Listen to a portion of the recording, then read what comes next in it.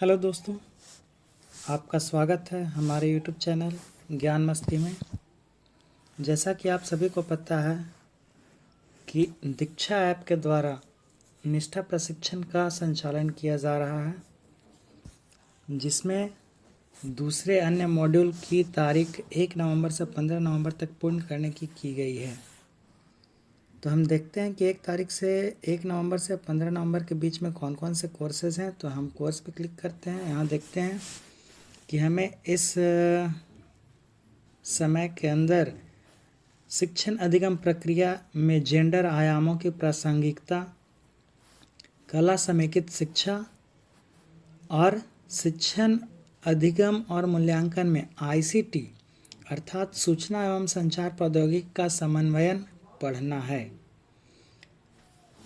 मैं अपने पिछले वीडियो में डाल चुका हूँ कला समेकित शिक्षा की प्रश्नोत्तरी, और आज इस वीडियो में मैं शिक्षण अधिगम प्रक्रिया में जेंडर आयामों की प्रासंगिकता का प्रश्नोत्तरी अपलोड कर रहा हूँ।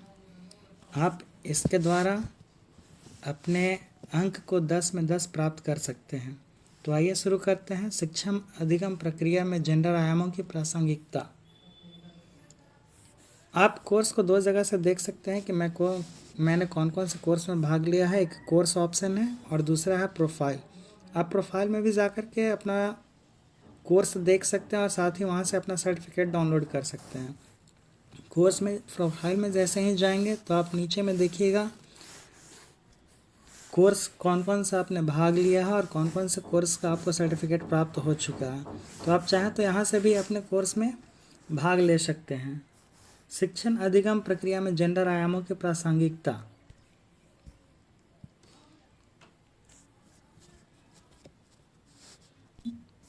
यहाँ मैंने कोर्स पूर्ण कर लिया है, लेकिन मैं आप लोगों के लिए फिर से प्रश्नोत्तरी भाग को स्टार्ट करता हूँ।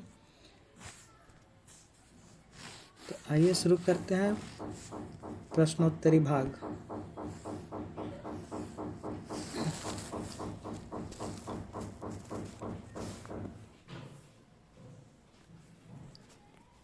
पहला सवाल है, जेंडर और यौन के बीच आवश्यक अंतर क्या है।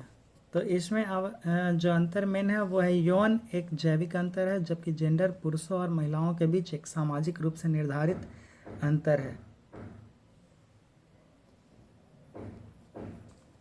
पुरुषत्व और स्त्रीत्व को संदर्भित करता है।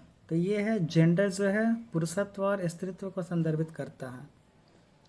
निम्न में से कौन सा वाक्य सही है। तो यह है लड़के और लड़कियों के साथ बराबरी का व्यवहार किया जाना चाहिए। अगला सवाल है, निम्न में से कौन सा कार्य लिंग भेद को नहीं दर्शाता है। लिंग भेद को नहीं दर्शाता है तो वो है शेफाली पर्वतारोही बनने के लिए प्रशिक्षण ले रही है। ज़्यादातर लड़कों को ये चीज़ सिखाया जाता है, लेकिन यहाँ लड़की भी कर रही है, इसलिए लिंग भेद कार्य को नहीं दर्शा रहा है। क्या यह कथन सही है, राजनीति में सत्ता और अधिकार के पदों को संभालने में पुरुषों की तुलना में महिलाएं कम सक्षम हैं। तो नहीं, वे सत्ता और अधिकार के पदों को संभालने में पुरुषों की तरह ही सक्षम हैं।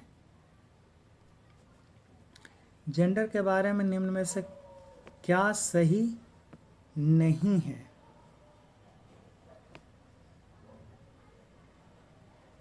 तो इसमें आता है जेंडर पुरुषों, महिलाओं और ट्रांसजेंडर के बीच जैविक अंतर को दर्शाता है।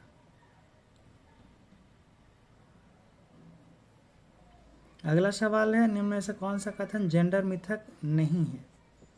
तो ये जेंडर मिथक नहीं है।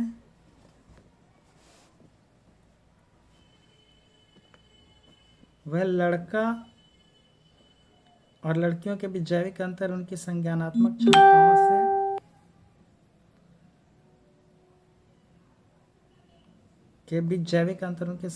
क्षमताओं से संबंधित नहीं है। आगे आते हैं, निम्न में से कौन सा कथन लड़कियों और महिलाओं के बीच एक जेंडर स्टीरियोटाइप नहीं है। तो यह है लड़कियों महिलाओं के पास नेतृत्व कौशल है और वे किसी भी पेशे में उत्कृष्टता प्राप्त कर सकती हैं। इसका आंसर ये है। निम्न में से कौन सा गुण लड़कों और लड़कियों दोनों के लिए सही है? तो ये सारे गुण जो हैं वो दोनों के लिए सही हैं। स्वतंत्र, भावुक और मेहनती, तीनों। निम्न में से कौन सा कथन लड़कों पुरुषों के बारे में एक जेंडर स्टीरियोटाइप नहीं है? तो ये स्टीरियोटाइप नहीं है, वो है लड़के पुरुष बच्चे पैदा करने के साथ साथ खाना भी बना सकते हैं। तो आप देख सकते हैं कि 10 में 10 हमारे आंसर सही हैं। इसके बाद हम नेक्स्ट करेंगे तो मेरा सर्टिफिकेट का बता दिया जाएगा।